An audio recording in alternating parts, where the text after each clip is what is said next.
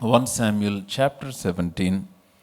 Let us read all the way from 49 to 54. 49వ వచనం నుండి 54వ వచనం వరకు అందరము కలిసి బాగా పెద్దగా చదువుదాం. ఓకేనా? నాతోనే ఉన్నారు అందరూ? 1 2 3 గో.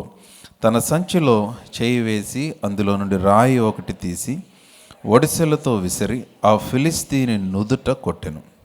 ఆ రాయి వాని నుదురు చొచ్చినందున వాడు నేలను బోర్ల పడెను. దావీదు ఫిలిస్తీని కంటే బలాఢ్యుడై ఖడ్గము లేకయే ఒడిసెలతోనూ రాతితోనూ ఆ ఫిలిస్తీని కొట్టి చంపెను. వాడు బోర్ల పడగా దావీదు పరిగెత్తిపోయి ఫిలిస్తీని మీద నిలుచుండి వాని కత్తి వరదూసి దానితో వాని చంపి వాని తలను తెగవేశారు. ఫిలిస్తీన్లు తమ శూరుడు చచ్చుట చూచి పారిపోయిరి. అప్పుడు ఇశ్రాయేలు వారును యూదా వారును లేచి జయము జయమని అరుచుచు లోయ వరకును షరాయిము ఎక్రోను వరకును ఫిలిస్తీన్లను తరుమగా ఫిలిస్తీన్లు హతులై షరాయిము ఎక్రోను మార్గమున గాతు ఎక్రోను పట్టణముల వరకు కూలిరి. అప్పుడు ఇశ్రాయేలీలు ఫిలిస్తీన్లను తరుమట మాని తిరిగి వచ్చి వారి డేరాలను దోచుకొనిరి. అయితే దావీదు ఆ ఫిలిస్తీని ఆయుధములను తన డేరాలో ఉంచుకొని అతని తలను తీసుకొని యెరూషలేమునకు వచ్చెను. పరిశుద్ధుడైన తండ్రి, మాతో మాట్లాడండి, మా హృదయాన్ని నీ వాక్యము చేత సంధించండి. మీ నామాన్ని అత్యున్నతంగా మహింపరచుకొనమని యేసు నామములో ప్రార్థించి అడిగి పొంది ఉన్నాము తండ్రి, ఆమెన్. సో దావీదు గొలియాతును చంపటానికి వచ్చినప్పుడు, అంటే దేవుడు చాలా ఆశ్చర్యంగా ఈ యొక్క స్టోరీ అంతటిని కూడా, జరిగిన సంఘటన అంతటిని దేవుడు చాలా జాగ్రత్తగా ఆర్కెస్ట్రేట్ చేశాడు అనిపిస్తుంది. మీరు గమనిస్తే తెలుగు బైబిల్లో 17వ అధ్యాయం ముందు 16వ అధ్యాయం ఉంది. మీకు కూడా అంతే ఉందా? 16 తర్వాత 17. అయితే ఏంటి దాని ప్రత్యేకత అంటే 16లో దావీదు అభిషేకించబడ్డాడు. David was anointed as a king in chapter 16. అతడు 16వ అధ్యాయంలో దావీదు అభిషేకించబడ్డాడు, కానీ రాజుగా దావీదుకి సింహాసనం ఇవ్వబడలేదు ఇంకా అప్పుడే. కానీ అభిషేకించబడగానే సమూయేలు తైలపు కొమ్మును తీసుకొని వెళ్ళి యెష్షయి ఇంటికి వెళ్ళి యెష్షయి కుమారులందరిని చూశాడు. అన్నయ్యల దగ్గర నుంచి ఒక్కొక్కరిని చూశాడు. ఎవ్వరూ దేవుడు కోరుకోలే. చివరికి ఇంట్లో చిన్నోడు దావీదుని దేవుడు కోరుకున్నాడు.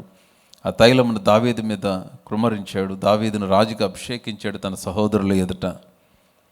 అభిషేకించబడిన తర్వాత దావీదు వెంటనే రాజుగా చేయబడలా, ఆ కింగ్స్ ఆఫీస్లోకి వెళ్ళలా, సింహాసనం వేయలా. కానీ దావీదుకి ఎదురైన మొట్టమొదటి అసైన్మెంట్, మొట్టమొదటి ఛాలెంజ్ ఏంటంటే గొలియాతును జయించటం. ఇది చాలా ఆశ్చర్యం అనిపిస్తుంది. అభిషేకం 16వ అధ్యాయం అంతా కూడా చాలా చాలా ఎగ్జైటింగ్ చాప్టర్. 16వ అధ్యాయం అంతా కూడా అసలు ఎవ్వరు ఊహించని కార్యం. అసలు ఇన్సిగ్నిఫికెంట్ దావీదిని, గొర్రెలు కాసుకుంటున్న దావీదిని, అసలు గుర్తింపు లేని దావీదిని రాజుగా అభిషేకించడం 16వ అధ్యాయం. 17వ అధ్యాయానికి వచ్చేసరికి జీవమా మరణమా అన్న పరిస్థితిలోనికి దేవుడు దావీదుని తీసుకొచ్చాడు. ఈ గొలియాతు మీదకి వెళ్ళిన రాయి ఒక్కటి మిస్ అయినా దావీదు, ఇశ్రాయేలు జనాంగం అందరూ అయిపోతారు. అప్పటికి సౌలు, దావీదు వీళ్ళందరూ ఒప్పందం చేసుకున్నారు. ఏమనంటే, మీరు గెలిస్తే మేము మీకు దాసులం అయిపోతాం, మేము గెలిస్తే మీరు మాకు దాసులు అయిపోవాలని. గొలియాతు అప్పటికి కేకలు వేస్తూ ఉన్నాడు ఇశ్రాయేల్ పైన. అలాంటి టైంలో దావీదు వచ్చాడు. సో నాకు చాలా ఆశ్చర్యం ఏంటంటే,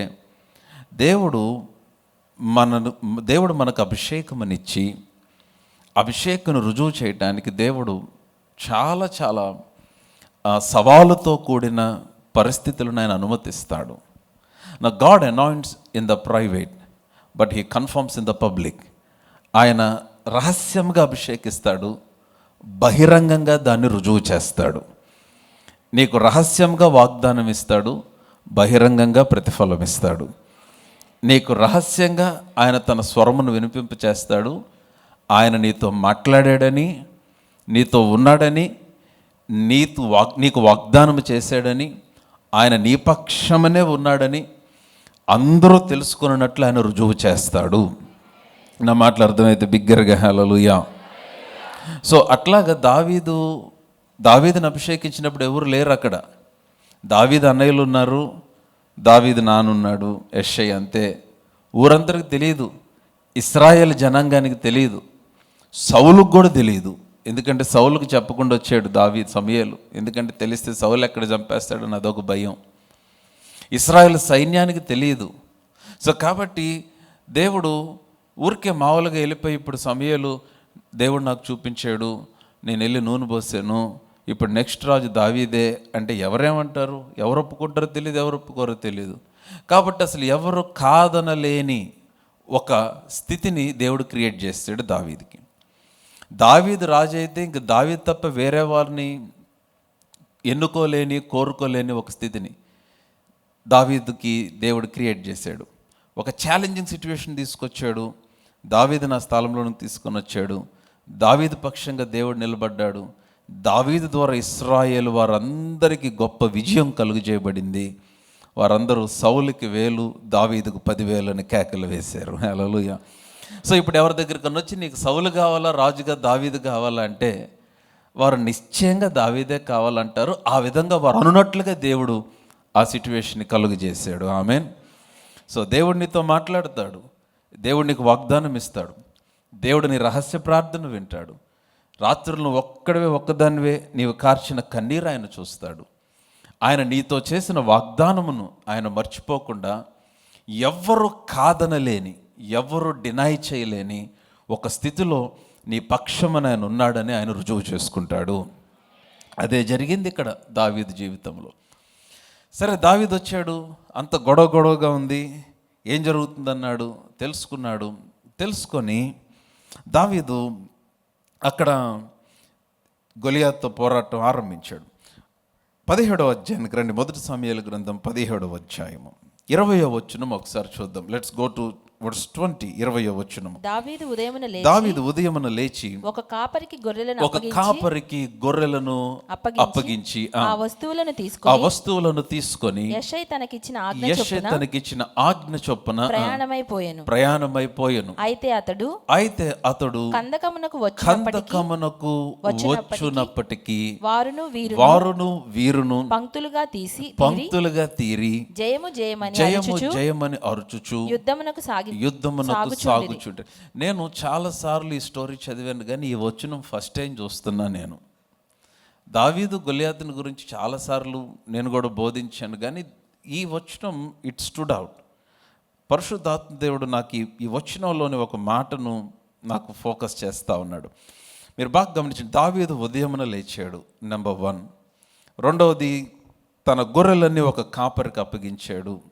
నెంబర్ 3, అతనికి ఇవ్వబడిన వస్తువులన్నిటినీ తీసుకొని ప్రయాణమై వెళ్తున్నాడు. That's number 3.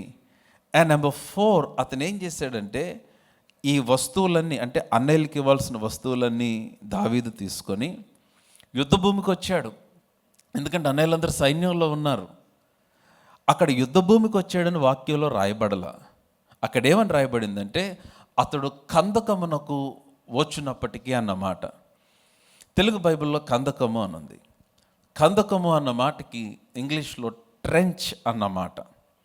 TRENCH.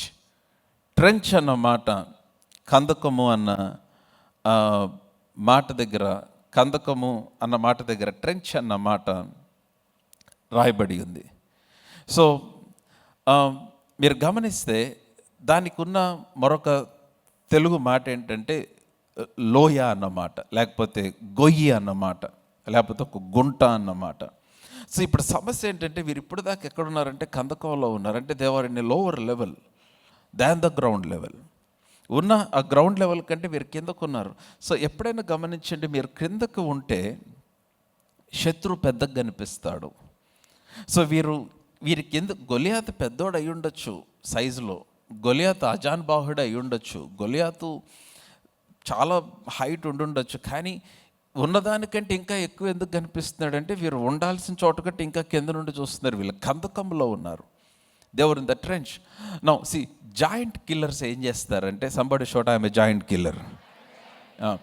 Joint killers అంటే శూరుని జయించువారు. లేకపోతే నీ ఎదుట ఉన్న ప్రతికూల పరిస్థితులు ఏదైనా కానీ వాటిని జయించు వారు ఏం చేస్తారంటే they will first take their position. దేవుడు వారికి ఇచ్చిన స్థానమును తీసుకుంటారు. వారు కందకములో నుంచి అనగా లోవర్ లెవెల్లో నుంచి క్రిందకి వెళ్ళిపోయి క్రింద నుంచి వారు పోరాడరు. వారు ఉన్న ఆ లోయ స్థలములో నుంచి క్రిందకి దిగజారిపోయిన స్థలములో నుంచి వారికి దేవుడిచ్చిన స్థానంలో వారు నిలబడతారు. హల్లెలూయా. అందుకని మీరు క్రొత్త నిబంధనలో చూస్తే ఎఫెసీ పత్రికలో ఏమని ఉంటుందంటే ఆయనను మృతులలో నుంచి లేపి సమస్తమైన ఆధిపత్యము కంటేను, అధికారము కంటేను, మీరే చెప్పాలి, శక్తి కంటేను, ప్రభుత్వము కంటేను, పేరు పొందిన ప్రతి నామము కంటేను ఆయన ఏం చేశాడు? ఎంతో హెచ్చుగా పరలోకమందు కూర్చుండబెట్టాడు. మీరందరూ నాతోనే ఉన్నారు, ఇక్కడే ఉన్నారు అందరూ. కమాన్, ఇక్కడే ఉంటే కొంచెం ఒక్క హలోలే చెప్పండి. నా లెఫ్ట్ సైడ్ వాళ్ళందరూ ఇక్కడే ఉన్నారా? Can you just show your right hand and shout hallelujah. ఇప్పుడు రైట్ సైడ్ వాళ్ళు కూడా come on, show your right hand and shout loud hallelujah. Right. So కాబట్టి యేసుక్రీస్తు వారిని ఎంతో ఉన్నతమైన స్థానంలో ఆయన హెచ్చించి కూర్చుండబెట్టాడు. అయితే 2వ అధ్యాయానికి వచ్చేసరికి ఎఫెసీ పత్రికలో ఏంటంటే మనలను ఆయనతో కూడా బ్రతికించి మనలను ఆయనతో క్రీస్తుతో కూడా మనలను లేపి తండ్రి కుడి పార్శ్వమున క్రీస్తుతో కూడా కూర్చుండబెట్టాడు. సో కాబట్టి ఏం జరుగుతుందంటే as a Born again believer, తిరిగి జన్మించిన వారుగా యేసు ప్రభు వారిలో దేవుడు మనకు ఒక స్థానాన్ని ఇచ్చాడు. ఆమెన్. నేను లాస్ట్ వీక్ మీకు జ్ఞాపకం చేశాను, ఆ వచనాలను చూపిస్తే సమయం సరిపోదు. లాస్ట్ వీక్ నేను మీకు చూపించిన వచనం ఏంటంటే ఇశ్రాయేలులందరూ తమ చోటున నిలబడి ఉండగా మిద్యానీలందరూ పారిపోయారు. ఆమెన్. మీకు అందరికీ ఆ వచనం గుర్తుంది కదండి. సో నేనేమంటానంటే as a giant killer, number 1 you need to position yourself for victory. విజయము కొరకు నువ్వు స్థిరపరచుకోవాలి. You need to take your place in Christ. క్రీస్తులో నీ స్థానంలోనికి రావాలి. సో దావీదు స్టార్టర్ రాట కందకం దగ్గరకు వచ్చాడు. కందకంలో నుండి చూశాడు, గొలియాతు పెద్దగా కనిపిస్తున్నాడు. సో కందకంలో నుంచి దావీదు పోరాడట్లేదు, కందకంలో నుంచి దావీదు యుద్ధం చేయట్లేదు, కందకంలో నుంచి అంటే ఆ దిగిపోయిన స్థలంలో నుంచి చేయట్లేదు. Now he's positioning himself to fight against Goliath. Hallelujah. That's number 1. Take your position as a giant killer. నీ జీవితంలో నువ్వు ఎదుర్కొంటున్న జాయింట్స్ అంటే శత్రువులు లేకపోతే ఆటంకాలు, అవి ఏమై ఉన్నాయో నాకు తెలియదు. But for you to be a giant killer, నువ్వు షూర్ని జయించువాడుగా నువ్వు ఉండాలంటే number 1 you need to take your position. And number 2, రెండవది focus on the reward, not just the risk. నీవు ఫోకస్ చేయాల్సింది రిస్క్ మీద కాదు, రివార్డ్ పైన. దాంట్లో ఉన్న శ్రమ కాదు. ఈ పోరాటంలో నేను ఎంత దెబ్బతింటా, ఎంత బాధపడతా, ఎంత ఇబ్బంది పడతా, లేకపోతే శత్రుబలం ఏంటి, వారుకున్న ఆలోచన ఏంటి, ఇది కాదు. You need to focus on the reward. దావీదు ఏం చేశాడో చూద్దాం. 17వ అధ్యాయంలోనే ఉన్నారు అందరూ, నాతోనే ఉంటామని చెప్పండి. 26వ వచనం దావీదు అంటున్నాడు, చదవమ్మా. జీవము గల దేవుని సైన్యములను తిరస్కరించుటకు ఈ సున్నతి లేని ఫిలిస్తీయుడు ఎంతటివాడు వానిని చంపి ఇశ్రాయేలీల నుండి ఈ నింద తొలగించిన వానికి బహుమతి ఏమని చూసారా? What is the reward? No giant killers will always focus on the reward. అందరేమో ఎలా చంపాలని ఆలోచిస్తున్నారు. నాతోనే ఉన్నారా? ఇతను ఎలా చంపాలి? 40 రోజులు ప్లాన్ చేశారు. ఎట్లా ఎదుర్కోవాలి, ఎట్నుంచి అటాక్ చేయాలి, ఏ కత్తి వాడాలి, ఏం చేయాలి అని ఆలోచిస్తున్నారు. Many people are thinking about the risk, focusing on the risk. వారు అవన్నీ ప్లాన్ చేసి భయపడి దాక్కున్నారు 40 days. ఫిలిస్తీన్ యొక్క స్వరము వినే భయపడి దాక్కున్నారు. కానీ దావీదు వచ్చి ఎలా చంపాలో ఆలోచించట్లా, ఎలాగా మీదకెళ్ళాలో ఆలోచించట్లేదు. కానీ చంపితే ఏంటి, వాట్ ఈస్ ద రివార్డ్? ఈ సున్నతి లేని ఫిలిస్తీని ఏముంది మీ బైబిల్లో? దేవుని సైన్యములను తిరస్కరించుటకి సున్నతి లేని ఫిలిస్తీయుడు ఎంతటి వాడు వానిని చంపి ఇశ్రాయేలు నుంచి ఈ నింద తొలగించిన వానికి బహుమతి ఏమని తన యొద్ద నిలిచిన వారిని అడుగుతున్నాడు. So number 2, joint killers will always focus on the reward. ఏమి జరుగుతుంది? వింటున్నట్లయితే ఆమెను చెప్పండి. దావీదుకి సౌలు కూతురు నుంచి పెళ్లి చేశారు. అపై వచ్చిన చదువు 24 వచ్చిన చదువుదాం, 25 వచ్చిన చదువుదాం. ఇశ్రాయేలీలలో ఒకడు వచ్చుచున్న ఆ మనిషిని చూచి, మీరందరూ బైబిల్ చూస్తున్నట్లయితే ఆమెను చెప్పాలా? ఇశ్రాయేలులో ఒకడు వచ్చుచున్న మనుషుని చూచితిరే, నిజముగా ఇశ్రాయేలీలను తిరస్కరించుటకై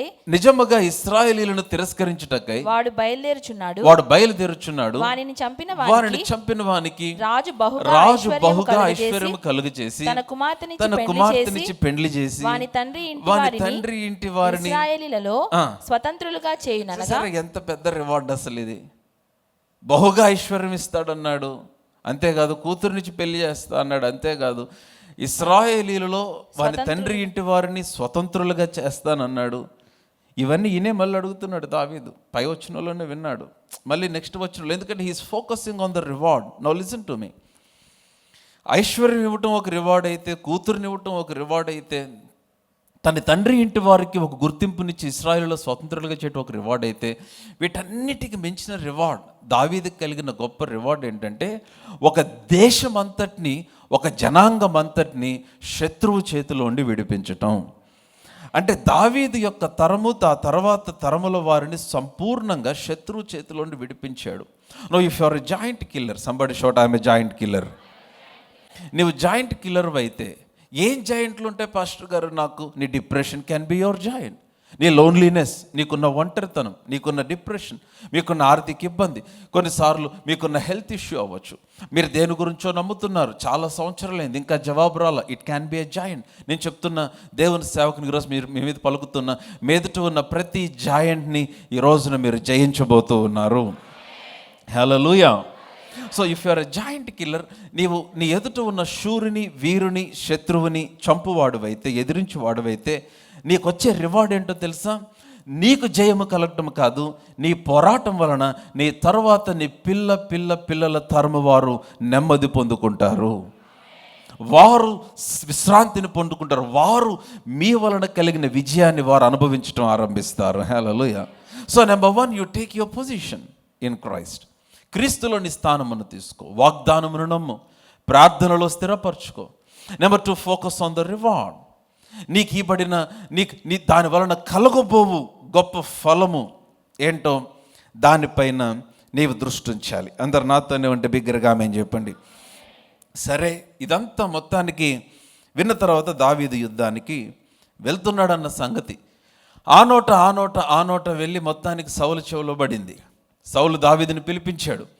దావీదుని చూడగానే సౌలుకి వెంటనే ఒక్కసారి ధైర్యం అంతా పోయింది. దావీదు యొక్క సైజ్, దావీదు యొక్క మాట. David was 17 years young boy. 17 సంవత్సరాల వయసు దావీదుకి. లేవియాకాండం ప్రకారం పాత నిబంధనలో 20 సంవత్సరాలు నిండకుండా ఎవరు యుద్ధానికి వెళ్ళకూడదు. ఒక వ్యక్తి యుద్ధ భూమిలోకి వెళ్ళాలంటే 20 నిండి ఉండాలి. దావీదుకి అంత వయసు లేదు, దావీదుకి అంత బలం లేదు, దావీదుకి అంత స్టామినా లేదు. అవన్నీ ప్రక్కన పెడితే అసలు ఎప్పుడైనా యుద్ధం చూశాడా? చూడలా. యుద్ధం చేశాడా? చేయలా. యుద్ధ అనుభవం ఉందా? లేదు. గొర్రెల దగ్గర తిరిగేవాడు దావీదు. ఒక్కసారి దావీదు ప్రొఫైల్ చూశాడు సౌలు, దావీదు ఎక్స్పీరియన్స్ చూశాడు. ఇవన్నీ దావీదుని, సౌలుని చాలా డిసప్పాయింట్ చేసినాయి. అందుకని అంటున్నాడు, నువ్వు ఎట్లా చేస్తావు? అవతల ఉన్న వ్యక్తి ఏమో, గొలియాత్ ఏమో బాల్యము నుండి యుద్ధాభ్యాసం నొందినవాడు, చిన్నప్పటి నుంచి వాడికి యుద్ధం వచ్చు. నీవు బాలుడు. 33వ వచనం, ఈ ఫిలిస్తీని ఎదుర్కొని వానితో పొట్లాడుటకు నీకు బలము చాలదు. ఇంకా నీవు బాలుడవు. వాడు బాల్యము నుండి ఏం చేస్తున్నాడు? యుద్ధాభ్యాసం చేసిన వాడని దావీదుతో. ఇప్పుడు దావీదు అన్నాడు, సార్ సౌల రాజా, నేను కూడా యుద్ధాలు చేశాను, కానీ నా యుద్ధ భూమి వేరు. అతనేమో మనుషులతో చేశాడు, నేను జంతువులతో చేశాను. నేను సింహంతో యుద్ధం చేసి వచ్చా. ఎవరు పోరాటం వారిది. అతని పోరాటం వేరు, నా పోరాటం వేరు.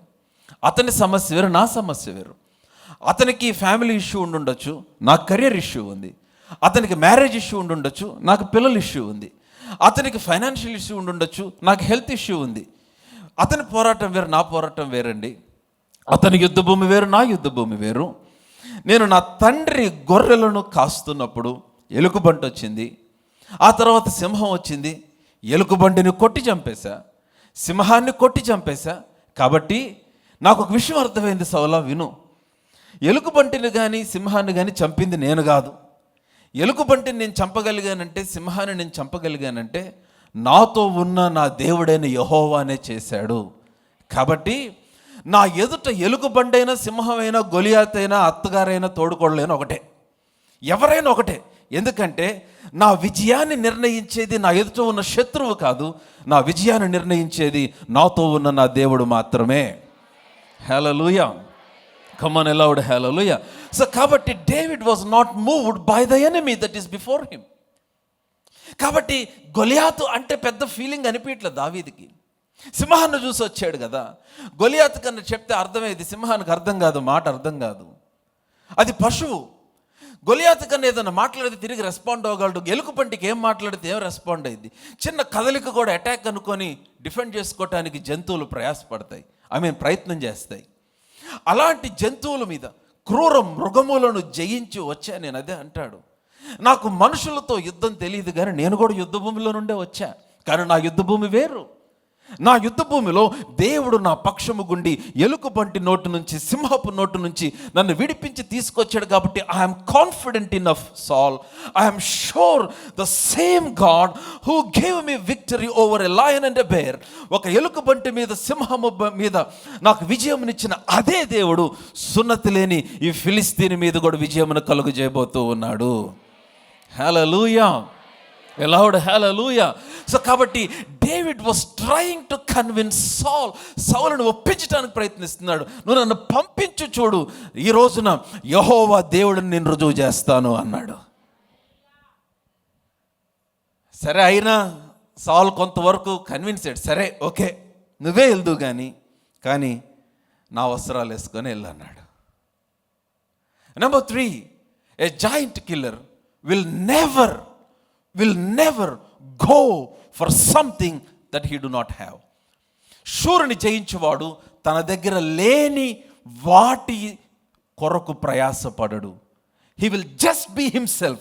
అతడు తనలాగే ఉంటాడు, తన దగ్గర ఉన్న దాంతోనే పోరాటం ఆరంభిస్తాడు. Now come back to verse, ఇదే 17వ అధ్యాయంలోనే ఉన్నారు అందరూ. 38వ వచనము. పిమ్మట సౌలు తన యుద్ధ వస్త్రములను దావీదునకు ధరింపచేసి రాగి శిరస్త్రాణం ఒకటి అతనికి కట్టి యుద్ధ కవచము తొడిగించెను. ఈ సామాగ్రి దావీదునకు, అందరు చెప్పండి, వాడుకలేదు. మరలా చెప్దాం, వాడుకలేదు. No, David was not used to this. వాడుకలేదు. చదవమ్మా. గనుక తాను తొడిగిన వాటిపైన కత్తి కట్టుకొని వెళ్ళగలిగినది లేనిది చూచుకొనిన తర్వాత దావీదు అన్నాడు, ఇవి నాకు వాడుకలేదు. సంబడి షౌట్, ఇవి నాకు వాడుకలేదు. ఇంకా బిగ్గరగా చెప్పాలి, ఇవి నాకు వాడుకలేదు. కానీ యుద్ధానికి వెళ్ళటానికి ఖచ్చితంగా ఈట కావాలి, కత్తి కావాలి, శిరస్త్రాణం కావాలి, యుద్ధవస్త్రం కావాలి. పొరపాటును కూడా ఎవరిని బ్యాటిల్ ఫీల్డ్లోకి అట్లాగా వదిలేసారు.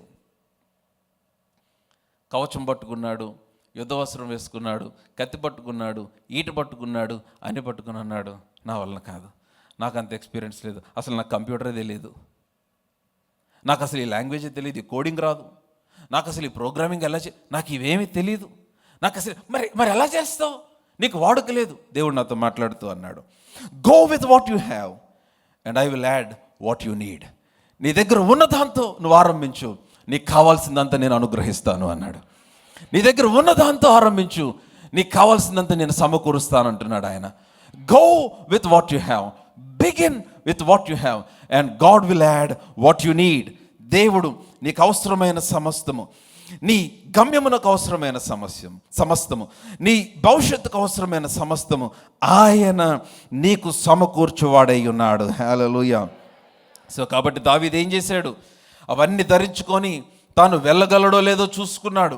వెళ్ళలేనని చెప్పేసిన తర్వాత ఏం చేశాడు చూడండి, తన కర్ర చేత పట్టుకొని, he's going with what he has, తన కర్ర చేత పట్టుకొని ఏటి లోయలో నుండి 5 నున్నని రాళ్ళను ఏరుకొని, మీరే చదవాలందరూ కలిసి, ఏరుకొని ఆ తర్వాత తన యొద్దనున్న చిక్కములో ఉంచుకొని, చూస్తున్నారా, ఒడిసెల చేత పట్టుకొని ఆ ఫిలిస్తీని చేరువకు పోయెను. Hallelujah. Giant killer will never go for the things that they do not have. తన దగ్గర లేని వాటితో కాదు పోరాటము, తన దగ్గర లేని వాటి గురించి ప్రయాస కాదు. తన చేతిలో ఉన్న కర్ర, తనకు వాడుకైన కర్ర, ఆ గొర్రెలు నడిపించడానికి వాడిన కర్రే. ఆ కర్రతో గొలియాతుని ఎలాగ జయిస్తావు? ఈరోజు విజయంనిచ్చేది కర్ర కాదు, నీ డిగ్రీ కాదు, నీ జ్ఞానము కాదు, నీ ఇన్ఫ్లుయెన్స్ కాదు, నీకు తెలిసింది కాదు, దేవుని యందలి నీ విశ్వాసమే. హల్లెలూయా. కీర్తన 44వ కీర్తన 3వ వచనం, Psalm 44 and verse 3. వారు తమ ఖడ్గము చేత దేశమును స్వాధీనపరచుకొనలేదు, వారి బాహువు వారికి జయమివ్వలేదు. నీవు వారిని కటాక్షించితివి గనుక నీ దక్షిణ హస్తమే, నీ బాహువే, నీ ముఖ కాంతియే వారికి విజయము కలుగజేసెను. హల్లెలూయా. Come on, put your hands together and give Jesus the best praise that you can. Shout aloud, hallelujah, hallelujah.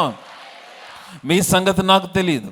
2026 దాకా మీ జ్ఞానం వలన వచ్చారు అనుకుంటున్నారేమో, మీ అనుభవం వలన వచ్చారు అనుకుంటున్నారేమో, మీకు తెలిసిన అనుభవాలు లేకపోతే మార్గముల వలన. బట్ నేనైతే నా దేవుడైన యెహోవా దయను బట్టి నేను ఇక్కడి వరకు వచ్చి ఉన్నాను. ఐఎమ్ టెలింగ్ యూ, ఇది 7వ నెలలోకి వచ్చేసాం. ఈ 2026 సంవత్సరంలో మొదటి 6 నెలల్లో మీ జీవితంలో జరిగిన దానికంటే రెట్టింపు కార్యాలు మీరు నెక్స్ట్ 6 monthsలో చూడబోతూ ఉన్నారు. హల్లెలూయా. కమ్ ఆన్, హల్లెలూయా. ఎలా పాస్టర్ గారు? శక్తి చేత కాదు, నీ జ్ఞానము చేత కాదు, నీ బాహువు చేత కాదు, నీ నైపుణ్యత చేత కాదు, నీ బలము చేత కాదు, ఆయన ముఖ కాంతియే, ఆయన దయ, ఆయన దక్షిణ హస్తము, ఆయన బాహువు నీకు విజయమును కలుగు చేయబోతూ ఉన్నది. హల్లెలూయా. I don't know how your first 6 months was. మొదటి 6 నెలలు ఎట్లా ఉన్నాయో నాకు తెలియదు. అసలు ఏమి చూడలేదా? Get ready for some major break throughs in next 6 months. రాబోతున్న 6 నెలల్లో కొన్ని గొప్ప కార్యాలు నీ జీవితంలో చూడబోతూ ఉన్నావు. హల్లెలూయా. కమ్ ఆన్ సంబడి, హల్లెలూయా, హల్లెలూయా. నేను చెప్తున్నా, నీవు షాక్ అయ్యే కార్యాలు దేవుడు నీ కొరకు చేస్తాడు. కర్ర తీసుకొని ఎట్లా వెళ్తావు దావీదు యుద్ధానికి? ఒక రాయి తీసుకొని ఎట్లా వెళ్తావు దావీదు యుద్ధానికి? చిక్కములో రాళ్ళు పెట్టుకొని కర్ర తీసుకొని గొలియాతు చేరువకు దావీదు వెళ్ళిపోతా ఉన్నాడు. దేవుడు అటువంటి కార్యాలు నీ జీవితంలో చేయబోతున్నాడు. హల్లెలూయా. సంబడి హల్లెలూయా. వారు తమ ఖడ్గమ చేత, అందరం చదువుదాం 44వ అధ్యాయం. మీ బైబిల్ అండర్లైన్ చేసుకోండి వచనం. ఈ వచనాన్ని మీరు బాగా ధ్యానం చేయండి. 44వ అధ్యాయం 3వ వచనం. 1 2 3 గో. వారు తమ ఖడ్గమ చేత, మీరే చదవాలి. జయమివ్వలేదు, చదవాలి. నీవు వారిని కటాక్షించితివి గనుక నీ దక్షిణ హస్తమే, నీ బాహువే, నీ ముఖ కాంతియే వారికి విజయము కలుగజేసెను. హల్లెలూయా, హల్లెలూయా, హల్లెలూయా. నా మాట అర్థమవుతుందా? It can be in your business, your life, your career, I mean నీ marriage, your children, I don't know what it is.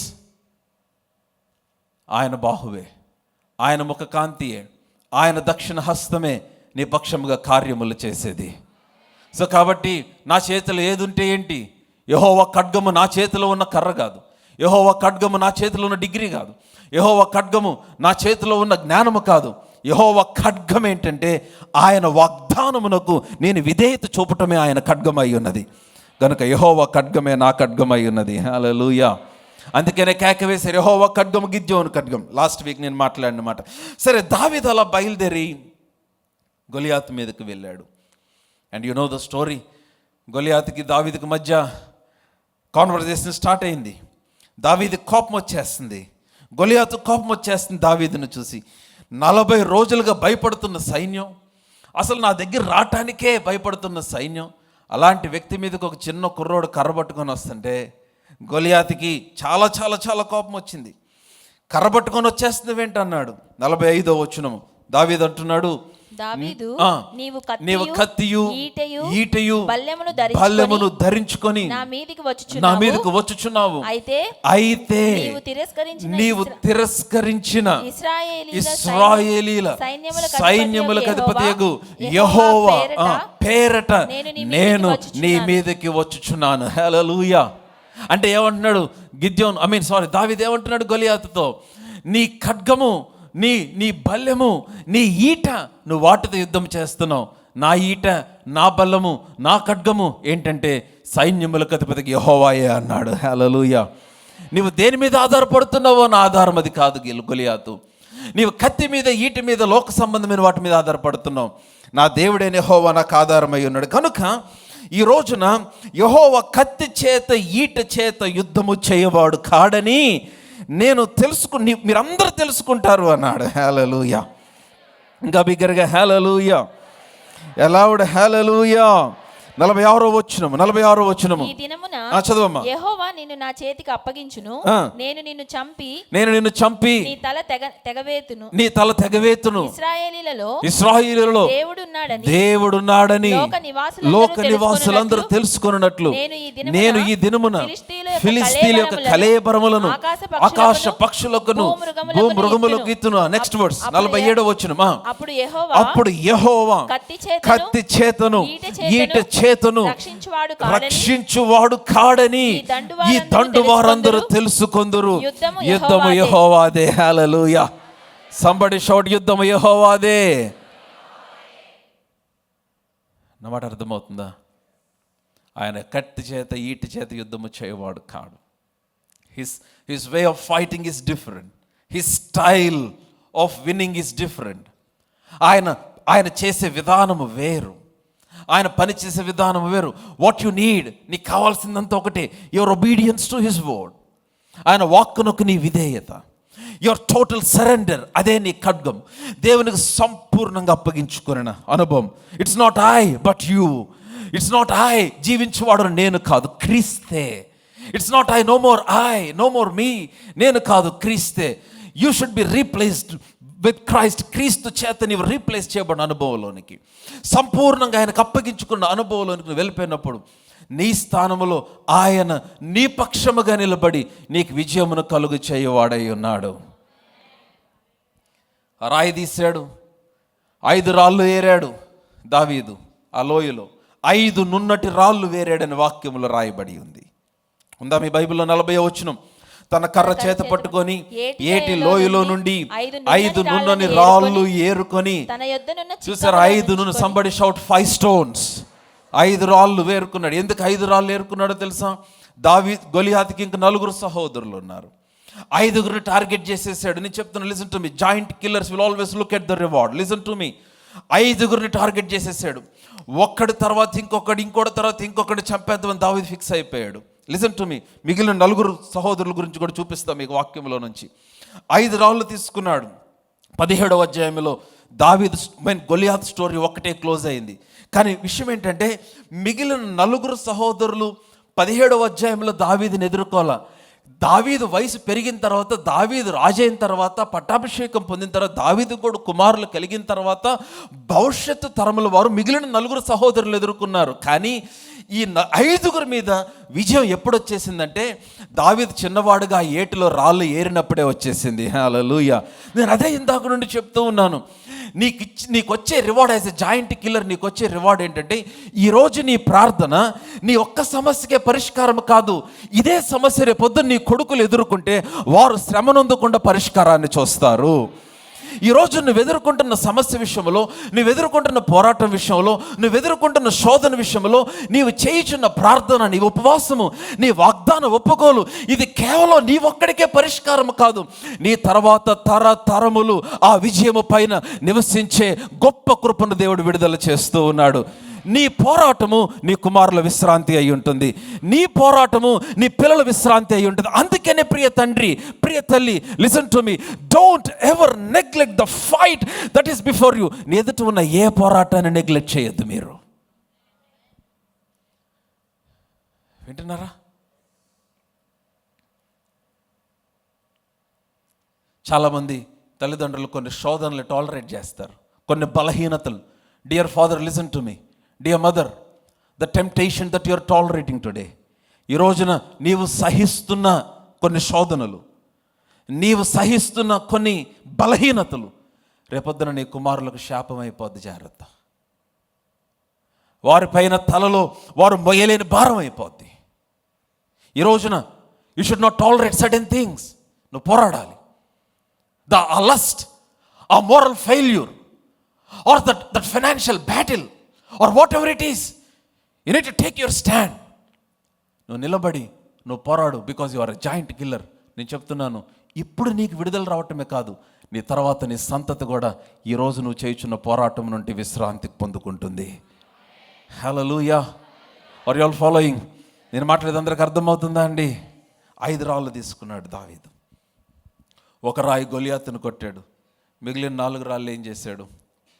సమూయేలు 2వ గ్రంథం 21వ అధ్యాయము, 2 Samuel chapter 21. 2 Samuel chapter 21. సమూయేలు 2వ గ్రంథం 21వ అధ్యాయము. ఇక్కడ మనకి కనిపిస్తుంది 15వ వచనం నుండి చదువుదాం. 15వ వచనం నుండి, ఫిలిష్తీయులకును ఇశ్రాయేలీయులకును యుద్ధము మరల జరుగగా దావీదు తన సేవకులతో కూడా దిగిపోయి ఫిలిష్తీయులతో యుద్ధము చేయనప్పుడు అతడు సొమ్మసిల్లి. ఇప్పుడు వయసు పెరిగింది దావీదు. David was tired. దావీదు సొమ్మసిల్లిపోయాడు. ఇప్పుడు ఫిలిష్తీయులతో యుద్ధం చేస్తున్నాడు. ఇంతకుముందు సొమ్మసిల్ల, ఇప్పుడు సొమ్మసిల్లిపోయాడు. చదవమ్మా. అప్పుడు రెఫాయిల సంతతి వాడగు ఇష్బిబెనోబు.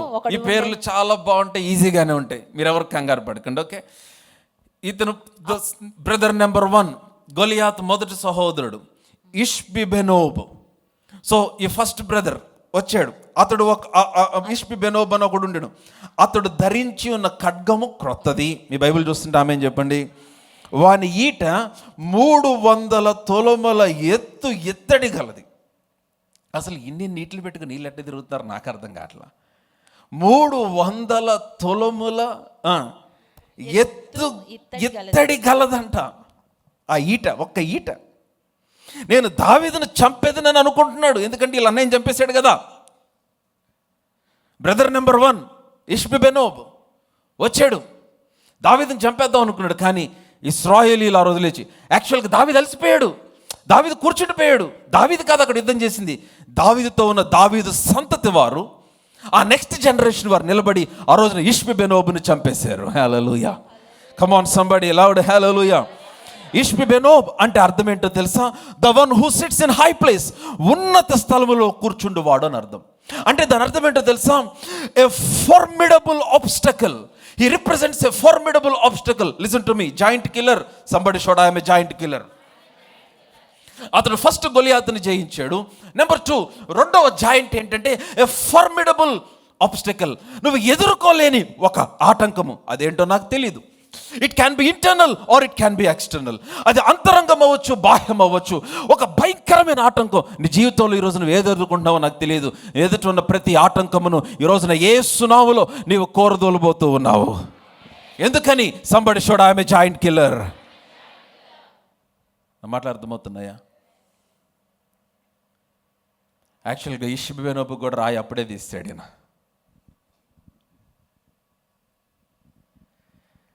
అందుకని దేవుడు అప్పుడే వీళ్ళందరి యొక్క టైం రికార్డ్ చేశాడు. గొలియాత్ సహోదరులందరికీ పతనం రికార్డ్ అయిపోయింది, ఎందుకంటే అప్పుడే పితరులో ఒకడు రాయి తీశాడు. Come on hallelujah. అందుకని how important is father's prayer, how important is mother's prayer. తల్లి, నీ మోకాళ్ళ జీవితం ఎంత ఇంపార్టెంటో తెలుసా? తండ్రి, నీ మోకాళ్ళ జీవితం ఎంత ఇంపార్టెంటో తెలుసా? నీకు పెళ్ళి ఇంకా సంతానం కలగకపోయినా, సంతానం కొరకు మీరు ఎదురు చూస్తున్నా, మీరు ఇప్పటి నుంచే మీరు చేయుచున్న ప్రతి పని మీ పిల్లలపైన ప్రభావం కలుగుతుంది. You need to begin to bless your children right from your room. నీ కడుపులో ఉండగానే పిల్లలు కలిగిన వారు, నీ ఎదురు కనపడుతున్న వయసులో ఎదుగుతున్న పిల్లలను bless them, speak blessing over them. వారి కొరకు నువ్వు మోకాళ్ళ మీద పోరాడాలి. రాత్రులు పిల్లలు నిద్రపోయినప్పుడు లేచి ప్రార్థన అనుభవం ఉండాలి. ప్రియ తల్లి, ప్రియ తండ్రి, లోకం యొక్క ఇన్ఫ్లుయెన్స్ చాలా భయంకరంగా ఉంది బయట. కంటికి కనబడేవైతే ఎదుర్కొని పోరాడుతావు. ఎవరన్నా మీ అమ్మాయి ఎంటబడుతుంటే అడ్రస్ కొనుక్కొని వెళ్ళి పోరాడగలవు, ఎందుకంటే కంటికి కనబడుతున్నాడు కాబట్టి. కంటికి కనబడని చాలా దాడులు జరుగుతున్నాయి పిల్లల పైన. వారు మనసులు పాడైపోతున్నాయి, మానసిక ఒత్తిడికి గురవుతున్నారు, చాలా భయంకరమైన ప్రెషర్, డిసప్పాయింట్మెంట్లోకి వెళ్ళిపోతున్నారు చాలామంది, ఆపరేషన్కి వెళ్ళిపోతున్నారు చాలామంది, రెబలియస్గా తయారైపోతున్నారు.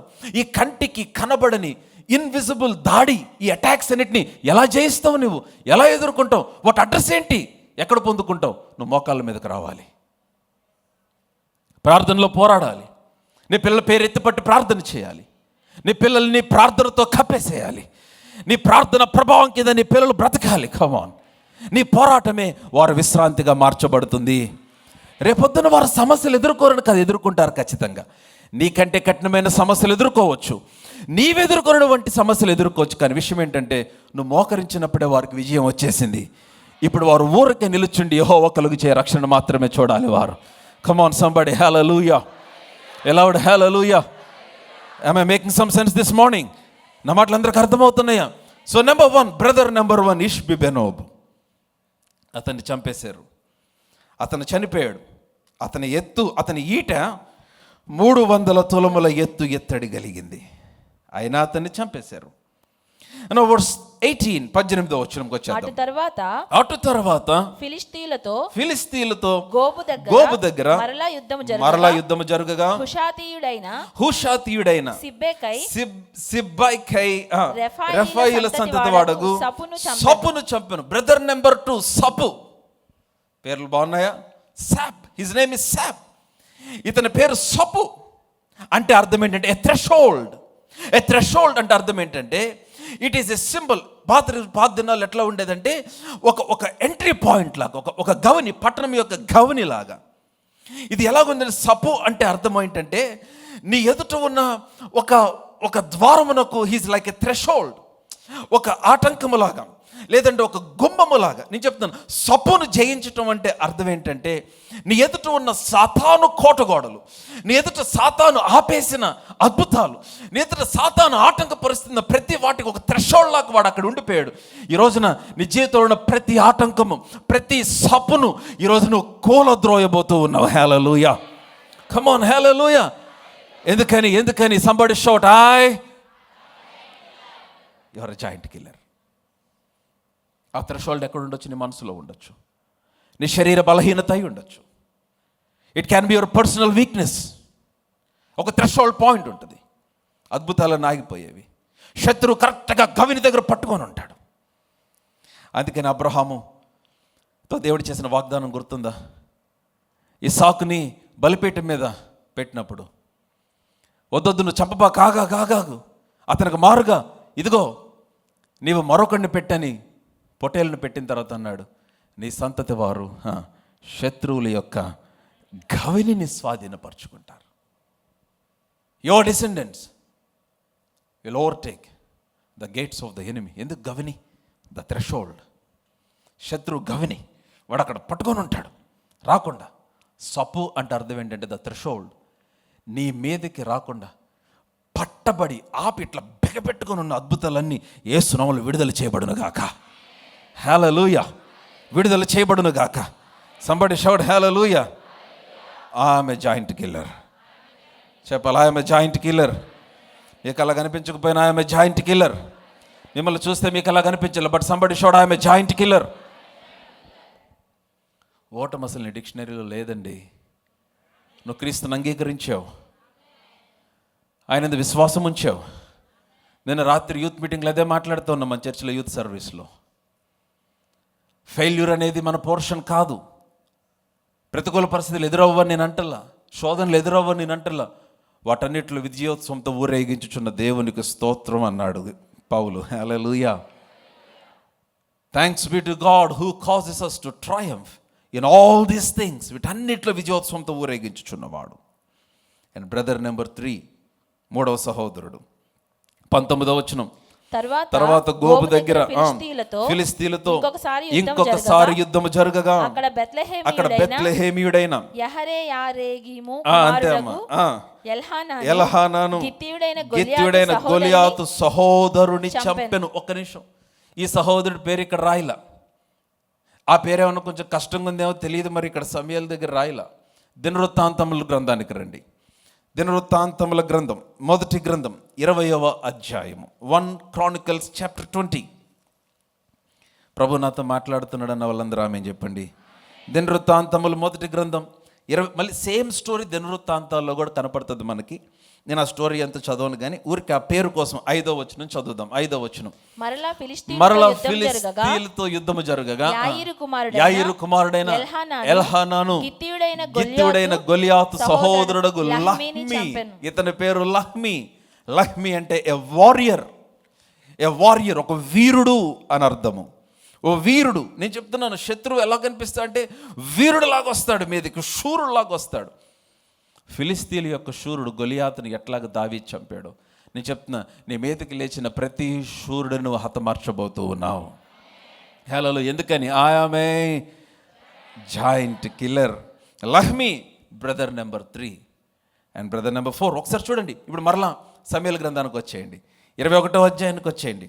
ఇందాక చదివిన వచనమే చదువుదాం, 20వ వచనము ఏమనుంది? ఇంకొక యుద్ధము గాతు దగ్గర జరిగను.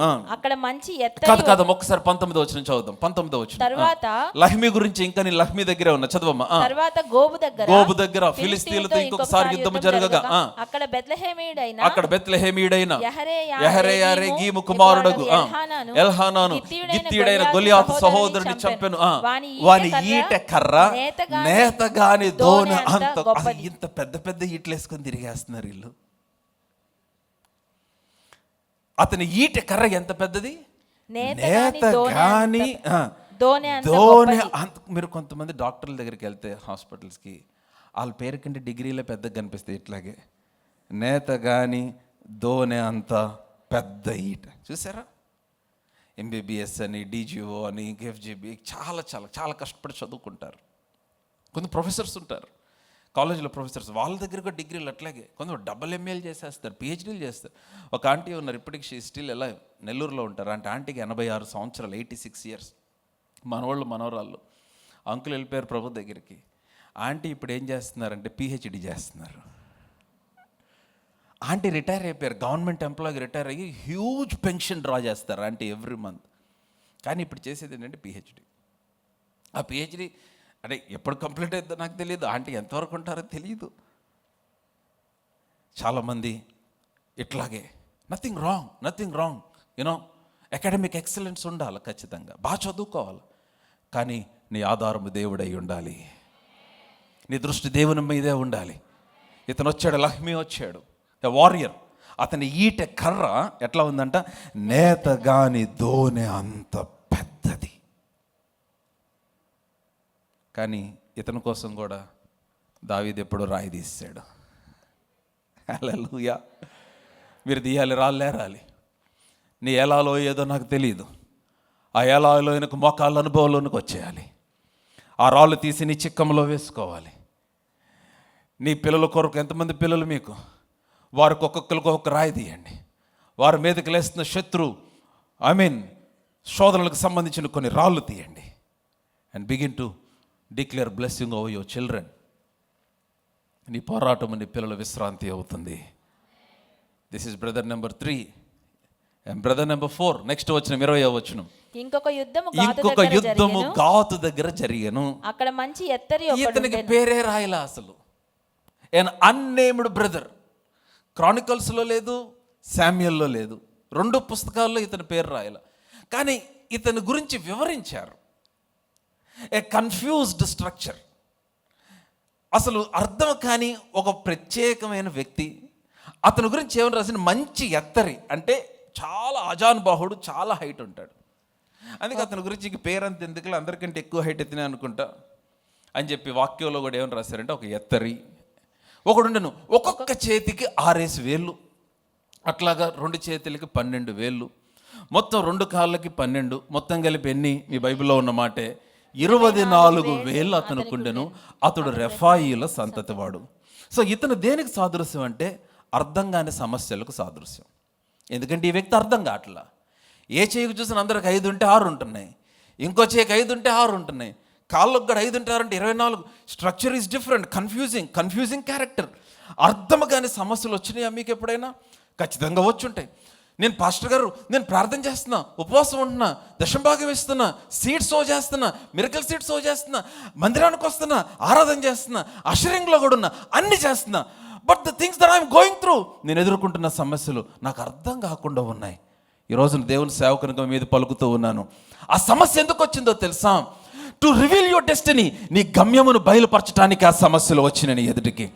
లిసన్ టు మీ. ఆ ప్రతి ఎత్తరి సమస్య, ప్రతి కన్ఫ్యూజ్డ్ ప్రాబ్లం, నేను చెప్తున్నాను, వాటన్నిటిని యేసు నామములో నువ్వు జయించబోతూ ఉన్నావు. గొలియాతు దావీదు డెస్టినీని రివీల్ చేశాడు ఆ రోజున. David's destiny was revealed because of Goliath. Goliath వెనకాల డెస్టినీ ఉంది, దావీదు యొక్క డెస్టినీ. గొలియాతుని చూసి పారిపోవద్దు విశ్వాసి, సమస్యను చూసి పారిపోవద్దు. సమస్యకి ఎదురెళ్ళు నిలబడు. ఎందుకని? నీ డెస్టినీ, నీ ఆశీర్వాదము ఆ సమస్య వెనకాలే దాగి ఉన్నది. ఆ సమస్యకు దేవుడు ఆజ్ఞాపించాడు నువ్వు వస్తావని, నీ దగ్గర తల వంచాలని, అది ఓడిపోవాలని. నీ గురించి సాతానికి తెలిసిన విషయం నీకు కూడా తెలిస్తే నువ్వు నిశ్చయంగా నీ యుద్ధాన్ని చాలా ధైర్యంగా జయిస్తావు నీవు. హల్లెలూయా. Satan is not frightened about your past. సాతానికి నీ గతమును గురించి భయం లేదు. యువర్ పాస్ట్ ఈస్ బరీడ్, అయిపోయింది నీ గతం. Your past is in the tomb. వింటున్నారా? పాస్టర్ గారు, నా గతం చాలా భయంకరం. Praise the Lord, it is in the tomb now. Satan is not afraid of the tomb, he is afraid of the womb. వాడికి గర్భం అంటే భయం. నువ్వు ఏమి పుట్టించబోతున్నావో భయం, నువ్వు ఏది ప్రొడ్యూస్ చేయబోతున్నావో భయం, నువ్వు ప్రొడ్యూస్ చేయబోతున్న డెస్టినీ అంటే వాడికి భయం. Come on, hallelujah. ఎందుకని? ఆ గర్భములో ఎవరున్నారు? ఇమ్మానుయేలు ఉన్నాడు కాబట్టి భయం. ఎట్లాగైనా చంపేయాలని యోసేపు మరియలు వెంట పడ్డాడు. వాడు మోషే వెంట పడ్డాడు, యోహాను వెంట పడ్డాడు, ఏమి చేయలేకపోయాడు. Satan is afraid of your destiny, what you're gonna produce, నువ్వేం చేయబోతున్నావు. సో కాబట్టి నేనేమంటానంటే, if Satan is after you, సాతానుని వెనక పడుతున్నాడంటే there is something about you, there is a call over your life. నీ పైన పిలుపు ఉంది, there is an anointing, నీ పైన ఒక అభిషేకం ఉంది. come on, there is a destiny, నీకు ఒక గమ్యం ఉంది. 16వ అధ్యాయంలో తైలము పోసి అభిషేకించబడిన దావీదు, 17వ అధ్యాయంలో గొలియాతుని ఎదుర్కొంటున్న దావీదు. Are you all with me? Somebody shout, I am a giant killer. I am a giant killer. Somebody shout, I am a giant killer. వెళ్ళాడు దావీదు, వెళ్ళాడు. ఇప్పుడు అతను కూడా చంపేశారు, అయిపోయింది. 5 రాళ్ళు లెక్క సరిపోయిందా? గొలియాతుతో కలిపి మిగిలిన 4 సహోదరులు, అందరి మీద విజయం వచ్చేసింది ఫిలిస్తీన్ల పైన. ఇప్పుడు దావీదు వెళ్తున్నాడు, రాయి తీసుకొని గొలియాతుని కొట్టాడు. కమ్ బ్యాక్ టు చాప్టర్ 17, 1 సమూయేలు 17. నుదుటి మీద కొట్టాడు. ఆ రాయి నుదుటిన చొచ్చినందున నాకు భలే ఇష్టమైన మాట. తెలుగు బైబిల్లో ఎంత బాగుందో మాట. కొన్ని మాటలు చాలా చాలా చాలా చాలా అద్భుతంగా రాసుంటాయి, చాలా చక్కగా. దావీదు 49వ వచనం, తన సంచిలో చేయి వేసి అందులో నుండి రాయి ఒకటి తీసి వడిసెలతో విసిరి ఆ ఫిలిస్తీయుని నుదుట కొట్టెను. ఆ రాయి వాని నుదురు చొచ్చినందున వాడు నేల, అందరు చెప్పండి, బోర్ల పడెను. చెప్పాలి అందరూ, బోర్ల పడెను. మరలా చెప్పాలి, బోర్ల పడెను. నీ శత్రువు బోర్ల పడే రోజు వచ్చింది. హల్లెలూయా. వాడు బోర్ల పడిపోయాడు. బోర్ల పడిపోతే ఏం తెలుసా? నాకు నెక్స్ట్ వచ్చిన ఎంత ఇష్టమో తెలుసా? 50వ వచనం చదవండి. దావీదు ఫిలిస్తీను కంటే ఎట్లాగైపోయాడు? ఎట్లా బలాఢ్యుడైపోయాడు? దావీదు వయసు ఏంటి, గొలియాతు వయసు ఏంటి? దావీదు స్టామినా ఏంటి, గొలియాతు స్టామినా ఏంటి? అసలు గొలియాతు పక్కన తనకు డాలు మోసే ఒక మళ్ళీ సపరేట్ అసిస్టెంట్. అంత పెద్ద డాలు గొలియాతుకి. దావీదు దగ్గర అంత లేదు. అసలు ఈట లేదు, కత్తి లేదు, కవచం లేదు, శిరస్త్రాణం లేదు, యుద్ధ వస్త్రం లేదు, ఏమీ లేవు, ఖడ్గం లేదు. కానీ వాక్యం రాయబడింది, దావీదు ఫిలిస్తీన్ కంటే బలాఢ్యుడయ్యాడు. హల్లెలూయా. ఆ మాట అందరం చెప్దాం, దావీదు ఫిలిస్తీన్ కంటే బలాఢ్యుడే. మరలా చెప్దాం, దావీదు ఫిలిస్తీన్ కంటే నేను చెప్తున్నాను, నీకంటే మనకి ఇప్పుడు బాగా వినిపిస్తున్న కొన్ని పేర్లు ఉండొచ్చు. బాగా సక్సెస్ఫుల్ ఆంటర్ప్రెన్యూర్స్ నీకు తెలిసిన వారు కొంతమంది ఉండొచ్చు. బాగా సక్సెస్ఫుల్ బిజినెస్ మ్యాన్ నీకు తెలిసిన వారు కొంతమంది ఉండొచ్చు. వారు ఎలా సక్సెస్ అయ్యారో వారి కారణాలు వారికి ఉండొచ్చు. నువ్వు దేవుని మీద ఆధారపడి, దేవుని ఆధారము చేసుకొని, దేవుని ఆశ్రయంగా చేసుకొని, వాగ్దానమునందు విశ్వాసం ఉంచి నీ జీవితాన్ని కొనసాగించున్నట్లయితే ఒక రోజున దేవుడు నీ కొరకు ఒక సాక్ష్యమును సిద్ధపరచబోతూ ఉన్నాడు. భూమి మీద ఉన్న సక్సెస్ఫుల్ ఆంటర్ప్రెన్యూర్స్ కంటే నువ్వు బలాఢ్యుడిగా మార్చబడబోతూ ఉన్నావు. హల్లెలూయా. దావీదు ఫిలిస్తీన్ కంటే బలాఢ్యుడైనట్లుగా నీవు లోకములో ఉన్న వారి కంటే బలాఢ్యులుగా దేవుడు నిన్ను చేయబోతూ ఉన్నాడు. హల్లెలూయా. మీ సంగతి నాకు తెలియదు, ఐఎమ్ బిలీవింగ్ దిస్, నేను నమ్ముచూ ఉన్నాను. నా మాట అర్థమవుతుందా? దావీదు ఫిలిస్తీన్ కంటే బలాఢ్యుడై ఖడ్గము లేకయే ఒడిసెలతో రాతితో ఆ ఫిలిస్తీన్ కొట్టి చంపెను. హల్లెలూయా. నెక్స్ట్ వచనం ఏమనుంది? వాడు బోర్లా పడగా వాడు బోర్ల పడగా దావీదు పరిగెత్తిపోయి ఫిలిస్తీని మీద నిలుచుండు. ఆ మాట చాలా బాగుంది. ఫిలిస్తీని మీద నిలుచున్నాడు. చెప్పాలి, ఎక్కడ నిలబడ్డాడు? ఫిలిస్తీని మీద. నేను చెప్తున్నా, నీ ప్రతి పరిస్థితి మీద దేవుడు నిలబెట్టబోతూ ఉన్నాడు ఈ రోజున. నీ డిప్రెషన్ పైన అది నీ కాలు క్రిందకు తీసుకొస్తున్నాడు. నీ కుటుంబంలో కొంత ట్రాజిక్ సిచ్యువేషన్స్ ఏమైనా జరిగినేమో, కొంత విషాదకరమైన పరిస్థితులు ఉండొచ్చేవేమో. లిసన్ టు మీ, దేవుడు వాటన్నిటి నీ కాలు కిందకు తీసుకొచ్చేస్తున్నాడు. వింటున్నారు నా మాటలు? అందరు నాతోనే ఉన్నారా? మల్టిపుల్ అబార్షన్స్ గుండా వెళ్ళావా? దేవుడిని పాదాల కిందకు తీసుకొస్తున్నాడు. నీ జీవితంలో డివోర్సులు గుండా వెళ్ళావా? దేవుడిని పాదాల కిందకు తీసుకొస్తున్నాడు. మ్యారేజ్ రిజెక్షన్ గుండా వెళ్ళావా? దేవుడిని పాదాల కిందకు తీసుకొస్తున్నాడు. కంపెనీస్కి వెళ్ళి రిజెక్ట్ చేయబడ్డావా? దేవుడిని పాదాల కిందకు తీసుకొస్తూ ఉన్నాడు. నీ ప్రార్థన జవాబులన్నీ కొన్ని ఆలస్యమైపోయినాయా? దేవుడు నీ ప్రతి పరిస్థితిని, ప్రతి శత్రువుని, ప్రతి జాయింట్ని నేను చెప్తున్నాను, వాటి మీదకెక్కి నిలబడే రోజు వచ్చి ఉన్నది. సంబడి షోడ ఆమె జాయింట్ కిల్లర్. అందరు నాతోనే ఉన్నారా? ప్రభు నాతో మాట్లాడుతున్నాడు అని వాళ్ళందరూ ఆమెను చెప్పండి. ఇంకా బిగ్గరగా ఆమెను చెప్పండి. వాని మీదకి ఎక్కి ఏం చేశాడు? నిలుచుండి వాని కత్తి వరదూసి దానితో వానిని చంపి వాని తలను తెగవేశాను. అసలు ఇతని దగ్గర కత్తి లేదు యాక్చువల్గా దావీదు దగ్గర. అదే ఇందాక చెప్పాను నేను. నీ దగ్గర ఉన్నదాంతో ఆరంభించు, దేవుడు నీకు కావాల్సింది ఇస్తాడు. దావీదు కర్రతో ఆరంభించాడు, కత్తితో ముగిస్తున్నాడు. దావీదు రాయితో ఆరంభించాడు, కత్తితో ముగిస్తున్నాడు. దావీదు అన్నాడేమో దేవుడితో, అయ్యా నా దగ్గర కత్తి లేదన్నాడు. పర్లేదు, అక్కడ వస్తున్నాడు కదా, అది వాడేద్దాం పద. అంటే ప్రభా నేను ఆ కంపెనీకి వెళ్ళండి, నాకు అది లేదంటున్నారు కదా, పర్లేదు వేరే వాళ్ళు తీసుకొస్తారు, నేను నీకు సెట్ చేశాను పద, నువ్వు నా మీద ఆధారపడి వెళ్ళంతే. అంటే ప్రభా నాకు అసలు ఏం తెలియదు, ఏం పర్లేదు పద. ఈరోజు నేడు సర్టిఫికేట్ల చేతను, డిగ్రీ చేతను, ఇన్ఫ్లుయెన్స్ చేతను, ఇంకోటి చేతను కాదు, యెహోవా తన ముఖ కాంతి చేత, తన దక్షిణ హస్తము చేత, తన బాహుబలము చేత యుద్ధము చేయవాడని ఆయన నీకు బయలుపరుస్తూ ఉన్నాడు. హల్లెలూయా, హల్లెలూయా. సో కాబట్టి దావీదు పైకి ఎక్కాడు, ఎక్కి గొలియాతు కత్తి తీశాడు.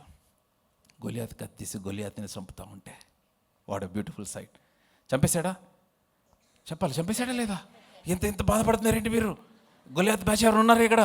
వాడు బోర్లోకి పడితే దావీదు పరిగెత్తి ఫిలిస్తీన్ మీద నిల్చుని వాని కత్తి వరదూసి దాంతో వాడిని చంపి వాని తల తెగవేశాను. హల్లెలూయా.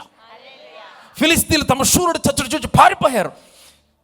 నెక్స్ట్ వచ్చిన ఏముంటుంది తెలుసా? త్వరగా 52 వచ్చిన ఇశ్రాయేలు వారును యూదా వారును లేచి జయము నరుచుచు లోయ వరకును షరాయిం ఎక్రోను వరకును ఫిలిస్తీన్లను తరుమగా ఫిలిస్తీన్ల హత్యలై షరాయిం ఎక్రోను మార్గమున గాతు ఎక్రోను పట్టమున కూలిరి. వర్స్ 53 53. అప్పుడు ఇశ్రాయేలు ఫిలిస్తీన్లను తరుముట మాని తిరిగి వచ్చి వారి డేరాలను దోచుకున్నారు. అందరూ ఇప్పుడు గొలియాతు చచ్చిపోగానే ఎవరి పనులు వాళ్ళు ఉంటారు కదా,